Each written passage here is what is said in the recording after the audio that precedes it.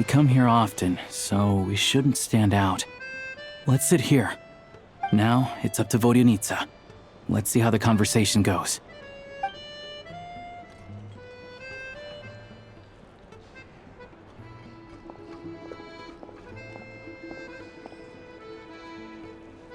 Mr. Mitya! Over here! Over here! Oh, sorry. I got a little held up on my way here. Now we have even less time than we planned. Go ahead and order some snacks and drinks. Whatever you like. Let me see. According to my schedule, we still have 25 minutes left. You're really pressed for time today, huh? I was imagining this would be a leisurely chat. If you'd prefer, we can always reschedule for another afternoon when you have more time. No need. Getting to meet the lead singer is a very precious opportunity for me. I'm not about to pass it up. I've already had to decline your invitation several times because our schedules rarely align. If I don't grab this chance while it's here, who knows when the next one will come around? Well, it's very kind of you to make time just for me. I'm not too sure, to be honest. But Snezhnaya's full of weird and wonderful things like that, so people tend not to bat an eye. I'm sure the same will go for the Eye of Grey and Paimon. The reason I invited you out for tea and a chat today was to get some feedback from a true fan of the theater. Well, I genuinely have nothing bad to say. No matter how many times I hear you sing, it never gets old. It always seems fresh and new somehow. Maybe it's because the more times I listen, the more details I notice. Or maybe you simply improve with every performance, delivering it better each time. Thank you! I'm delighted to hear that! Could you give me any specific examples? Oh, yeah. The piece you sang today, for example. Beneath the Frozen River?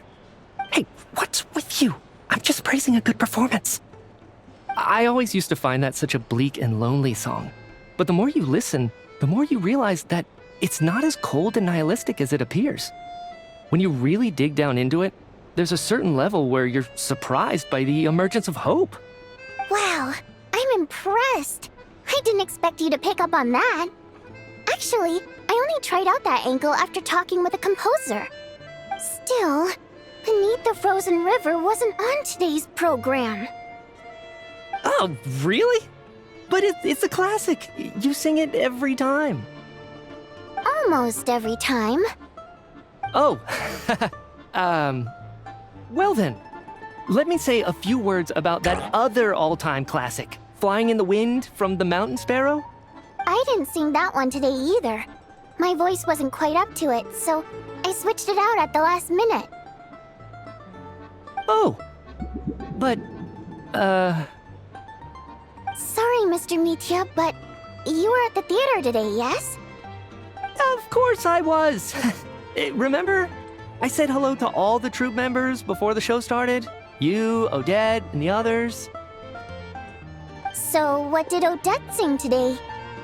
Elegy of the Snow-Winged Goose, of course. Correct. I see. I see. You find my singing boring, don't you? That's why you don't remember a single song. Looks like I'll need to cut a few from the program next time.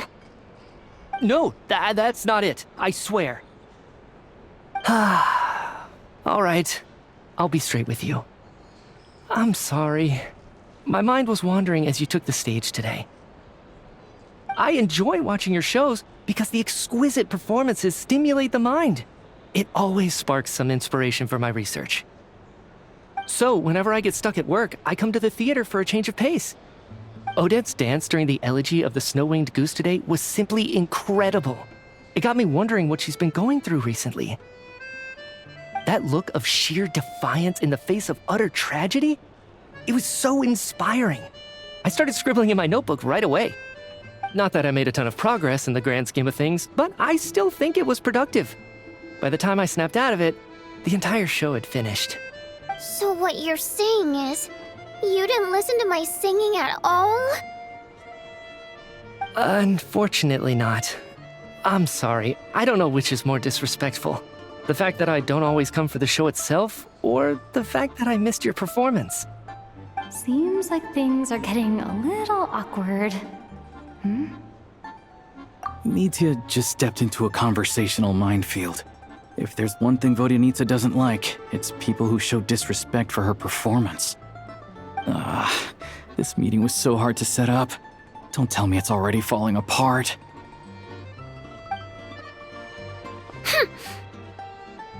It's fine. I suppose this is affirming in its own way. At least, it shows that our performance really touches people's hearts, right? Don't let it bother you. It certainly doesn't bother me. She's showing a lot of restraint. Well, I'll be sure to let Odette know how much you adored her performance. Please don't say that. I always love your performances too. It's just that inspiration struck at the wrong time today. I'm usually all ears. I know, I can tell. That's why I value your opinion. I'm sure some people can't stand it when others praise their coworkers right to their face, but not me. No, sir. Fair enough. I still feel kinda bad though. But you know what I really can't stand? People who only show up to the theater to pretend that they're cultured. Makes me sick to my stomach. Oh yeah, 100%. There are too many of those people around. By the time they're walking out the door, they've forgotten all about the show. What's wrong? You look furious. I don't know if you've heard about the boss of the Iskra manufacturing plant. He isn't even a theater investor, but he always demands the same privileges as actual investors. Box tickets only, premium drinks, even the right to request specific songs. Well played, Vodyanitsa. Seems like she's harnessing her rage to steer the conversation back on track. Now that you mention it, I've interacted with that guy before. I gotta say, everyone holds him up as an example of a benevolent businessman, but I don't know. I don't see it. Yeah, he couldn't care less about what's happening on stage. He's just there to flaunt his social status. I hate that I have to prepare programs for guys like that. What's the big deal with that factory he runs anyway? I asked around a bit and heard some pretty shocking stories. Sounds like he's just another greedy capitalist. Oh, really? Yep, the things people are saying are pretty damning. Low wages, insanely long working hours, equipment running around the clock. And as if that's not bad enough, he also strictly forbids his employees from giving any kind of interview. Project Stuja has now been extended so many times, we're at the point where crystal rations for the common folk are barely enough to survive on. Yet he even wants to get his greedy hands on them just to boost his own profits. If the rumors are true, he's in serious violation of the law. Interesting. So you've heard about it too. What? So it's really true? Who knows? I've only heard the same rumors you have. But there's no smoke without fire. The Rooster's been coming down on us hard lately, demanding that we track and trace every single batch of Crystal. My coworkers in the Department of Energy have been tearing their hair out over it. The Rooster? I didn't realize he cared that much. Yeah. Even though there are no restrictions on Crystal trading, the poor will wind up freezing to death if we let the rich buy as much as they want. That's clearly unfair. Looks like we'll need to arrange an investigation into the Iskra manufacturing plant as soon as possible. I never knew you kept up with current affairs beyond the theater, Miss Vodyanitsa. You really have a heart for the common person. Most Fae in your position have long been indifferent to the plight of humans. Well, those of us who choose to live in human cities are naturally going to pay attention to any significant upheaval. Isn't the Rooster a Fae himself? I'm just surprised to learn that even someone with as much experience as him is getting so stressed out over Project Stuja. What is the end goal of this project anyway? This is it. We're finally going there. I'm sure Mitya can sense on some level that she's fishing for information. But since their conversation is so relaxed, he might just let something slip. It's stressing me out too. If I'd only made better progress with my research, things wouldn't have dragged on this long. Oh, so your work is related to Project Stuja? That's right. The Armory Palace needs a brand new energy source. Not the power of the Light Realm and not elemental energy. Right now, the only thing that meets the requirements is the power contained within stellar linchpins. But harnessing that power is costly. Each step of the process requires enormous amounts of Kresnik crystal, from extraction to quantification to attempts at conversion.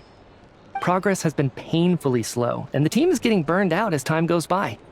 Sometimes, I see people staring into space as if in a trance. Could it be that this new energy source has side effects? No, it doesn't affect us, because the energy is used for... Okay, I got it. Stop choking me. Sorry, I can't talk about that. I think we're all just exhausted. We've been working ourselves to the bone for so long with so little progress to show for it. It's no wonder people are struggling to stay motivated. Seems like I owe you an apology. I shouldn't have gotten so mad at you for not paying attention during the show. Don't worry about it. I count myself lucky, to be honest. I don't envy the people who work closely with the Tsaritsa herself. I'd much rather be in my current position. At least I don't have to shoulder any major responsibilities. So they're trying to develop a completely new kind of energy. Yeah, censored by a scarf. Who would have thought? Oh, dear. It looks like my time is up. I'm afraid I have to leave. I'm so sorry. We ended up barely talking about the theater. That's okay. It was a pleasure chatting with you, really. Let's make up for it next time.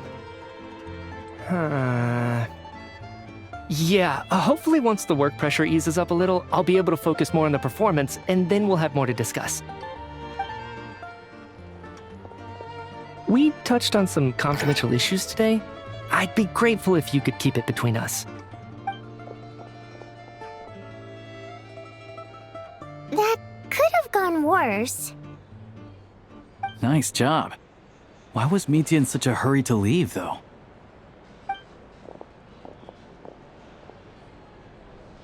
Sorry, routine inspection.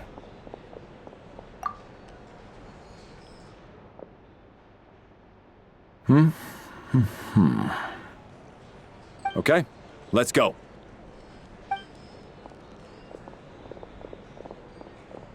So he wasn't rushing to get back to work.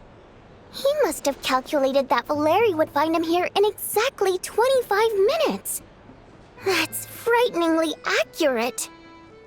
One of the main duties of the Special Assignments Battalion is to ensure that important figures stick to their schedules. All right, time for us to get going too. Excuse me, check please. We'll settle our check too, then. Oh, hello there. Mr. Mitya paid the check before leaving. He also asked me to pass on a message. He said it was an honor to share his tea break with Miss Vodyanitsa and her two friends. Wait. So he knew we were here all along? This raises a lot of questions. Did he deliberately mention the new energy source so that we'd overhear it? Maybe his work isn't confidential after all. Maybe the key here is the purpose of this new energy. I guess that's the next thing to look into.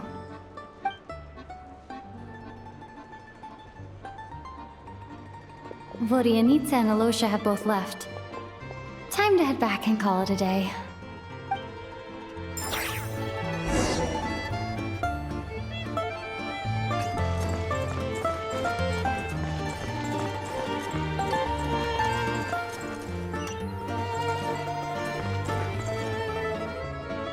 You're back! Here pretty early today. Paimon was just gonna mention that. After she woke up today, Paimon felt like her temperature was completely back to normal. But her strength still hasn't returned. Still, there's some good news. Paimon thinks she might have figured out the source of the problem. It's like there's some kind of mysterious power affecting Paimon. Paimon's never felt this way before during any of her travels. She only started feeling this way since we arrived in Snezhnaya. That's right. The Armory Palace needs a brand new energy source. Could that have something to do with this? What is it? You're making that face again. You know, The one you get whenever you have a light bulb moment?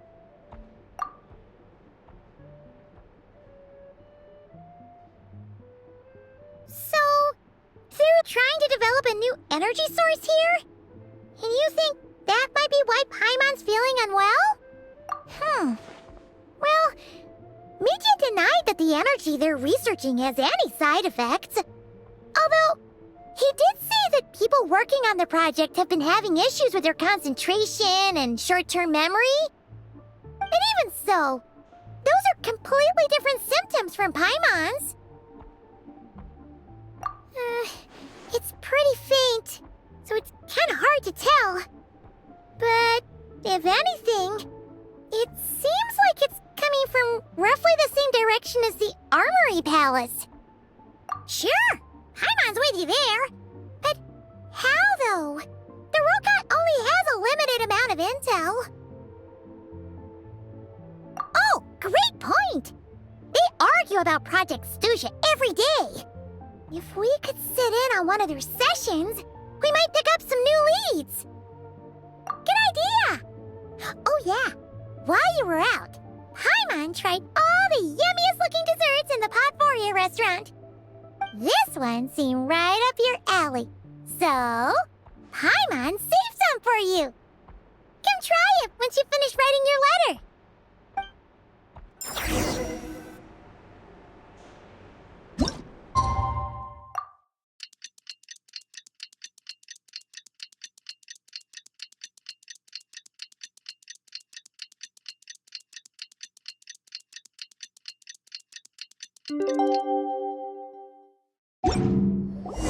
Alosha replied.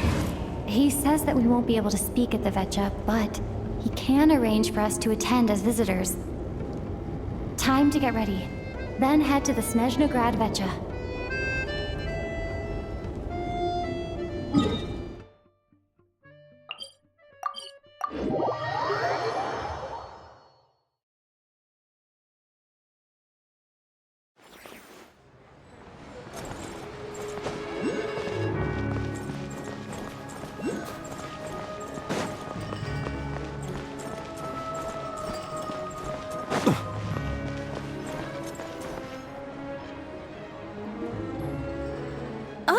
Miss Vodyanitsa, prima donna of the Korolievsky troupe. What a surprise meeting you here. Will you be sitting in on a session of the Vetcha? Sorry, I'm not taking interviews today. Oh good, you're here. The session's about to begin. Let's get inside. Please wait, Miss Vodyanitsa. Could you introduce me to your new friend?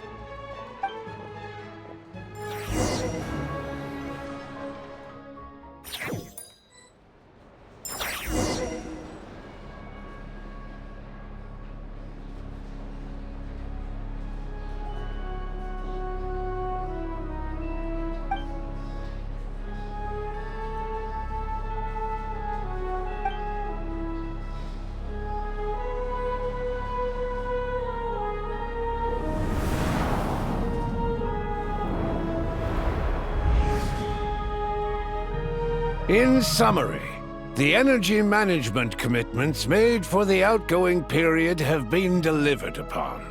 Furthermore, both the production and consumption of Kresnik Crystal show clear signs of stabilizing.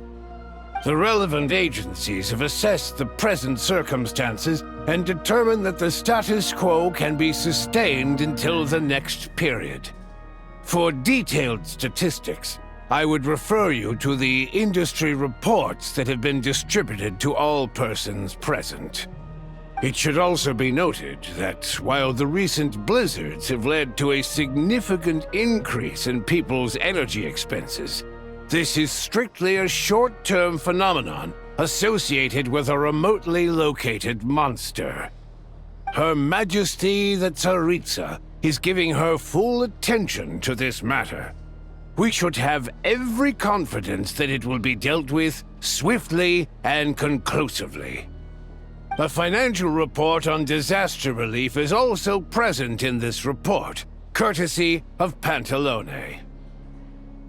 They cover the same old ground every single time. The rooster never seems to mind, but everyone else is getting tired of it. There's a general lack of trust. People aren't seeing any tangible benefits that affect them directly. Of course, none of that will be reflected in any of the reports on the table. Yeah, if it weren't for these hard copy documents, I could have at least made something up. Oh, don't mind me. I'm just out here trying to hit my interview quotas. Bring out the kvass. Ever read it? Best-selling newspaper in town. If I remember correctly, you guys don't even have a sales permit. You have to sell from stalls on the street. Okay then, best-selling street stall newspaper in town. Still counts. Order! We will now open the floor to the representatives. If there are no further substantive issues to discuss, we will then proceed to a vote on this motion. Snezhnaya has a long tradition of treating members of the Fatui armed forces and their dependents favorably. But recent surveys shows that Fatui families in remote areas have access to 15% less crystal than the average civilian family in Snezhnograd. It's been said many times before, but it bears repeating now. There needs to be a clear and consistent rationale behind how crystal is allocated, or we will soon face immense public backlash. Perhaps you wouldn't need to keep repeating yourself if you would hear me out for once. I say again, true consistency exists only in principle. In the real world, fairness is relative. You appear to treat resource allocation as a simple function of production and population. So what about when the equipment used in production breaks down? Have you factored that into your equation? And do you even know how long it's been since Snezhnaya last conducted a census? If I knew the answers to questions like that, I'm sure I'd be a very wealthy man. And I doubt I'd be going by child. I'd like to bring the focus back to the specific issue I raised. Or do you wish to deny that favorable treatment for Fatui dependents is our long-standing policy?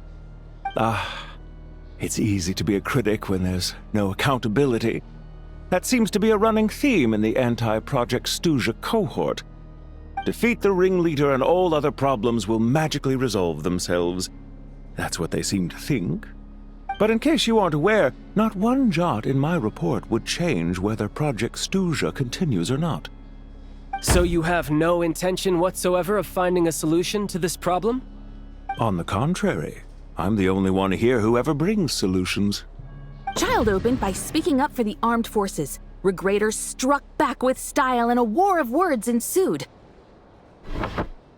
Our reporter was live on the scene to get the audience's reaction as it all unfolded. Who do you support? The people have spoken! Child received raucous applause from the crowd as he pushed Regrator onto his back foot with a relentless barrage of questions. It had to be seen to be believed. Now you see why they don't have a sales permit. However this reporter wants to spin things, I haven't forgotten that Tartaglia was representing the Northland Bank when we first met in Liyue. So, surely their relationship can't always have been this strained. You two are getting off topic. Let's focus on what the data is saying. Mr. Pantalone, may I speak on your behalf? Oh, please do. I'm more than happy to save my breath.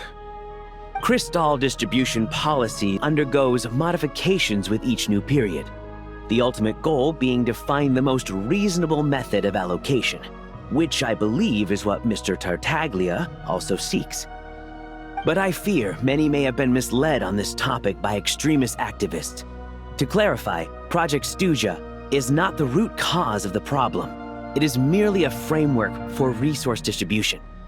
The most recent reports all point to Snezhnaya's resilience and adaptability during this period of fine-tuning, and give clear indications that a distribution framework is improving with each iteration. To make drastic adjustments without first considering the risks would likely do more harm than good. It would be a waste of the hard-won experience we've gained to date. Renowned scholar of finance, Arapov spoke up to clarify the fiscal logic, clearly alluding to social organizations like the Rokot in his words. With the notorious Lelex still active to this day, should the Rokot be held responsible? No, There is someone else to blame. She's just rephrasing what Mr. Pantalone said. The Rokot are the critics he accuses of taking no responsibility for their actions. As for Lilac, you won't have heard of him yet. He's currently the most famous member of the Rokot. Well, more like infamous. Ending Project Stuja has become an obsession for him. Unlike the more decent ones among us, he believes that votes in the Vetcha are all that matter.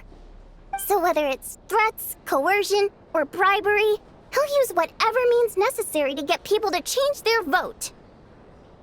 And since we're already on the subject, what do you think of Lilac's methods? Are you for or against? Well, whatever the story is, his actions benefit us all. We stand with Lilac. At least someone here wants to take this discussion seriously. I've been considering that issue myself. What you really need is more precise regional data, right? I think it would be easiest to let the Fatui handle it, since they're already in charge of Crystal shipments anyway. We may as well get them to collect some data while they're at it. Whatever you need, you can ask the Fatui to look into it for you. In terms of supervision, I think the Druzhna would be a good fit.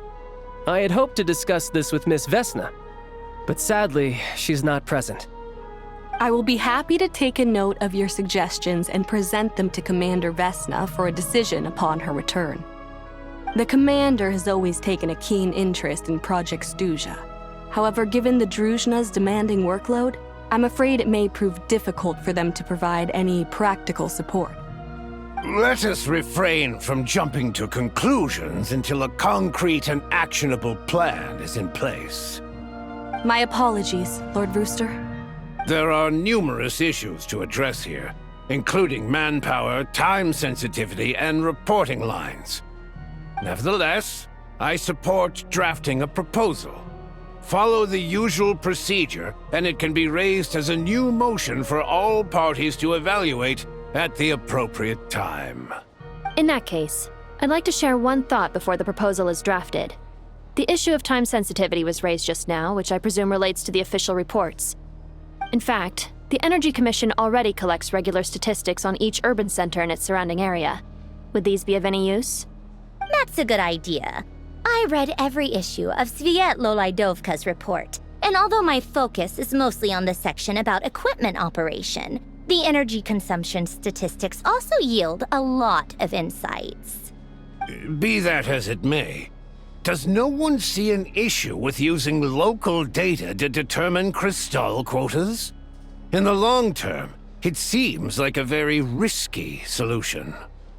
Not if they are used purely for reference. So long as we have the report from the Northland Bank's headquarters to corroborate it, no one will be able to fool me. Very well, then. It appears that this arrangement is acceptable to all parties. Yeah, sounds good to me. The members reached a provisional consensus on the issue of improving treatment for Fatui soldiers.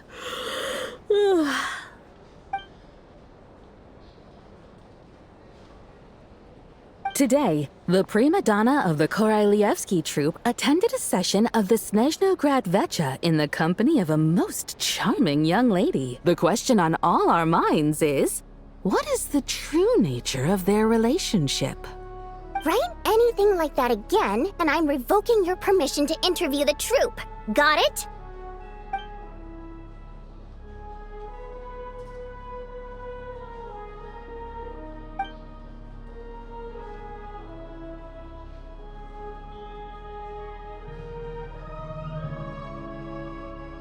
Now then, if there are no further contributions from those present, we shall proceed to the final vote.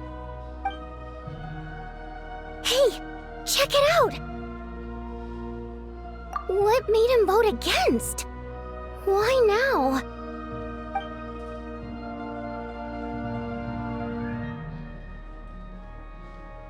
The votes have been tallied. Those in favor of continuing Project Stuja total 61%, securing a clear majority. That was too close. The margin has shrunk yet again. Chuganov was a huge loss. I'll bet Lilac is behind this. I I wonder how Pulcinella will respond this time. Chuganov. I see. Lelik strikes again. Yes. Go, Lelik. Once Project Stuja is defeated, our unwavering support at Bring Out the Kvass will finally pay off when we make our comeback. I can taste our victory already! In accordance with the result of this vote, Project Stuja will remain in effect until the next Vecha period. Finally, may I remind us all, we debate only for the greater glory and solidarity of our nation. May the aurora shine ever on, and the tundra always stand firm. The session is concluded.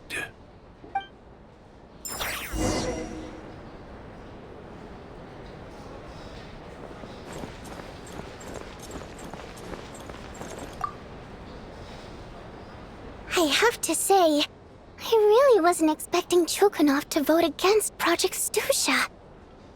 Well, in principle, Snezhnaya's business and political elites ought to be the ones least likely to oppose it.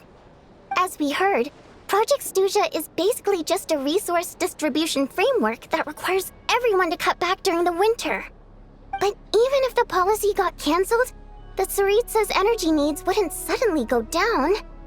The extra demand from the public would have to be filled from somewhere. So logically, the factories would have to take the hit. I got a letter from Mr. Mitya just before today's session. He said he's confirmed that there are issues around overtime and excessive energy consumption at the Iskra manufacturing plant. In a situation like this, once the Rooster receives the report, he'll order the factory to halt production and submit to an investigation before issuing a penalty. But that's a week-long process, and thus didn't make it onto the Vecha agenda this time. I don't think he suspects anything so far. Exactly. And as you know, he's a very selfish person. I was originally gonna try and flip him after he received notice of the official sanctions. My plan was to convince him that the whole thing was completely unfair. Rather than just sit back and take the hit while his factory stopped production, he'd be better off voting to end Project Stuja. At least that way, no one else would be able to make any money either, because all the factories would suddenly have more limited energy to work with. But now, he's already voted against it, which means someone must have used more forceful means to change his vote, just like with everyone else who flipped. Yeah, no one knows why Lilac is so obsessed with ending Project Stuja, but by the looks of it, he's inching closer and closer to success. Lelek must have strong motivations, given how he'll stop at nothing to achieve his goal. Maybe he knows the full truth of Project Stuja. Maybe my next step should be to focus on him. All right. What are your plans for the rest of the day? Shall we head out? Hey, comrade. I noticed you were here during the debate. I didn't take you for a political enthusiast. Greetings, Harbingers. I just happened to have some free time today, and my new friend here thought it might be fun to check out the Vecha. Ah, Odette must have introduced you. Looks like you two are getting along pretty well. I'll leave you to catch up. I should head back to the troop. Sure. Break a leg and all that.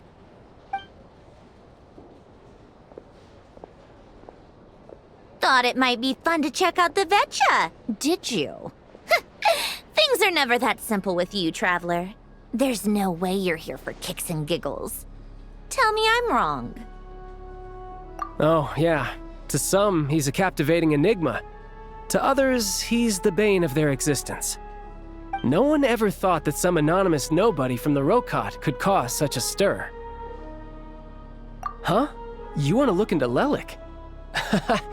Then I'm sure his days of anonymity are numbered. What do you think, Sandrone? Fine by me, I guess. If the Traveler actually manages to expose Lelik, it'll be doing Pulcinella a favor. In return, it seems fair to let her in on what we've learned so far. My thoughts exactly. Sharing is caring, after all. Head back to Glupov and grab the files on Lelik. It's easier to just pull the records than go through the rigmarole of getting the Traveler a visitor's permit. As you command, child, sir. In that case, since we're going to be waiting anyway, I'll have someone brew a pot of black tea.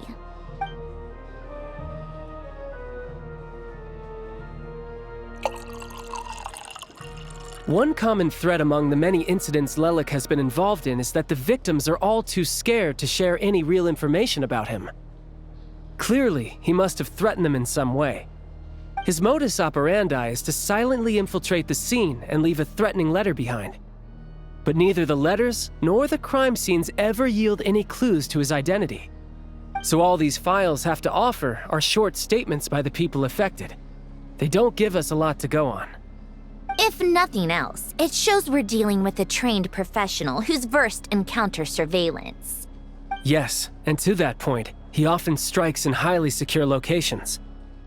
The victims are high-ranking and influential people who take their personal security very seriously. Somehow, Lelik slips right into their rooms without making a sound. There's never any eyewitnesses, nor the slightest trace of a break-in. If he can get in and out undetected, it means he can strike without warning. Not that that's ever happened so far, but the thought is enough to scare these people sleepless. It's hard to believe that a human being could pull this off flawlessly every time, so they switched the focus of the investigation to Faye. Unfortunately, no one's found anything yet. Careful, don't underestimate me. Although truth be told, I'd probably find it hard not to blow my cover. Direct confrontation is more my style. We haven't ruled out the possibility of Lelik being human.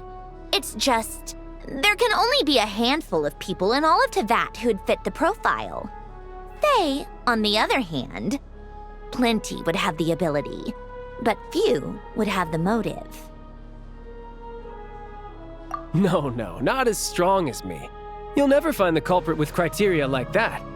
Let's go with a little weaker than me. Oh, you hit me right where it hurts. I'll admit, he's strong and meticulous. But can we at least limit this to candidates who have something to do with Snezhnaya? She's just trying to find a reference point. Stop getting fixated on who's stronger than who. But that's the most important thing. In my opinion, anyway.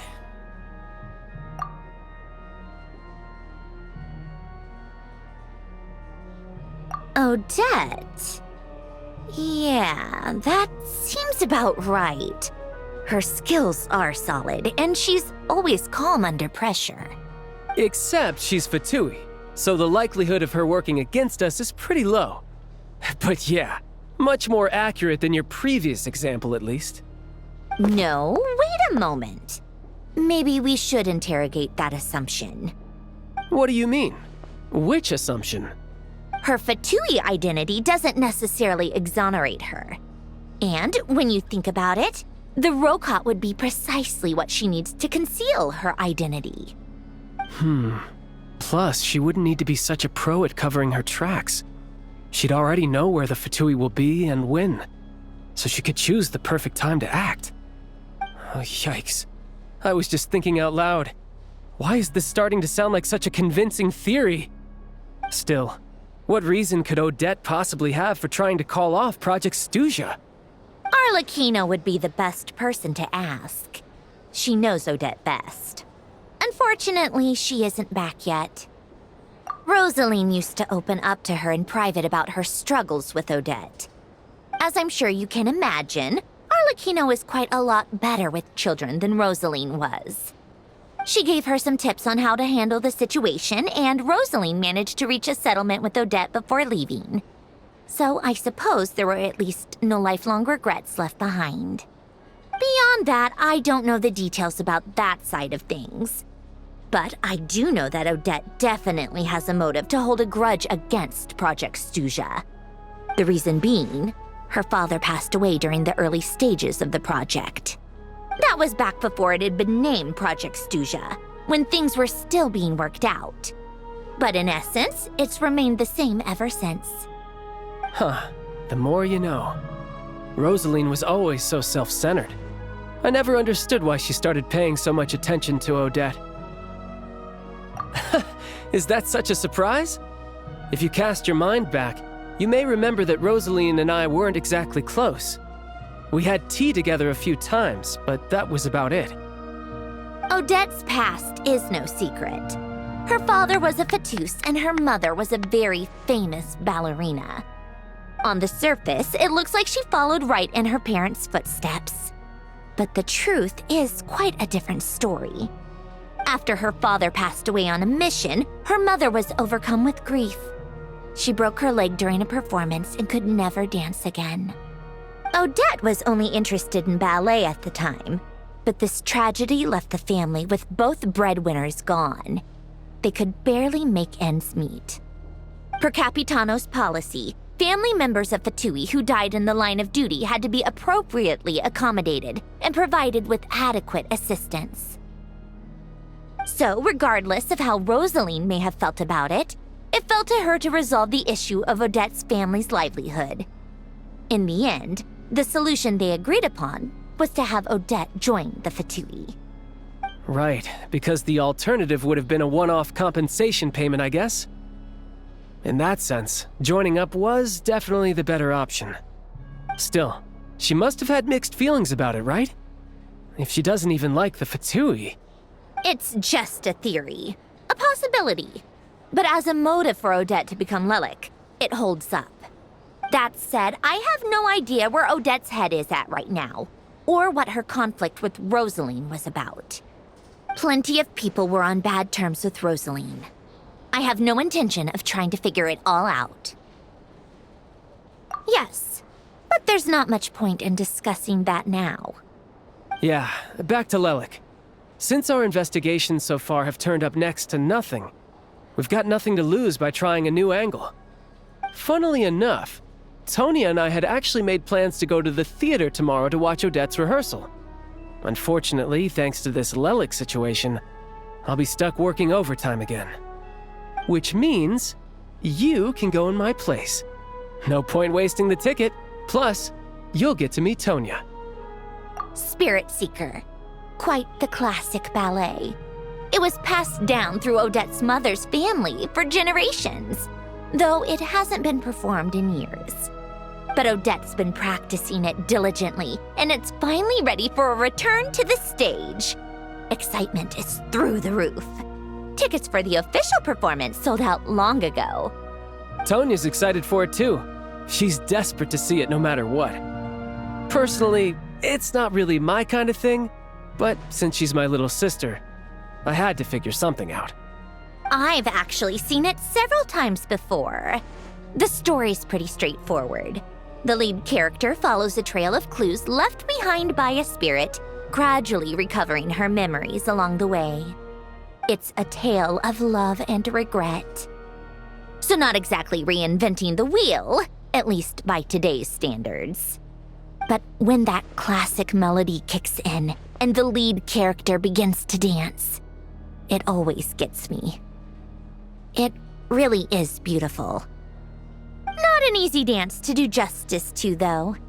I know it's always been Odette's dream to perform this piece, but I'm not sure she's really ready. In that case, I think that even if she is Lelik, we should wait until her performance is over before we respond. I'll let you take it from here, comrade.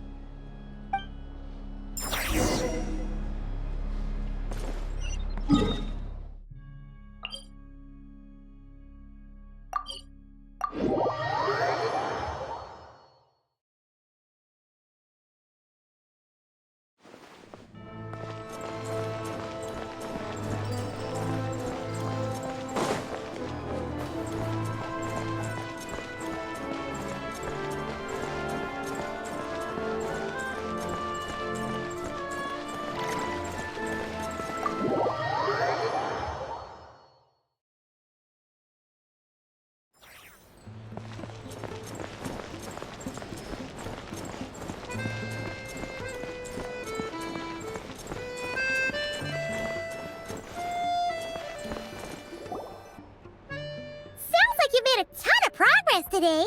It's good that everything's going so smoothly. Next step is to head back to the theater and get a clear answer from Odette. Either way, Paimon doesn't get the sense that she's a bad person. Sure, she might have done some pretty extreme things, but bet she has her reasons. Maybe this is going too far, but like, with everything she's managed to do so far, wouldn't it make more sense in theory to be even more, heavy-handed? Why leave a letter when she could, well, we know there are plenty of other ways to keep people in line, right? The point is, she could have gone further, but she didn't. So, if it is her, she's got some principles at least. Yeah! Well, all you can do is follow the facts wherever they lead. No change, really. But that thing Paimon told you about yesterday? Paimon feels like she can sense it more clearly now. Hearing you talk about your day makes Paimon itch for an adventure. If only she could be there with you so we could experience it all together. Yeah, I wish you could be there too.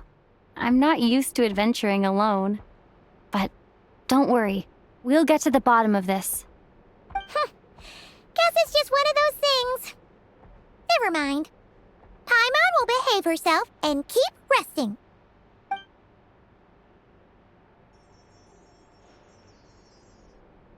If Odette is Lelek, she may well have inside information on Project Stuja. Her father was involved with the project's early implementation and tragically died in the process. Now, she's dedicated herself to bringing it to an end. It's hard to imagine she could have gotten this far without knowing anything at all about the Tsaritsa's true intentions. When she spoke to us as a member of the Fatui, how much did she let on? And how much was she hiding? Only time will tell. Maybe tomorrow everything will be answered. Hey look! It's snowing! Could be a tough day ahead. Make sure you wrap up warm tomorrow.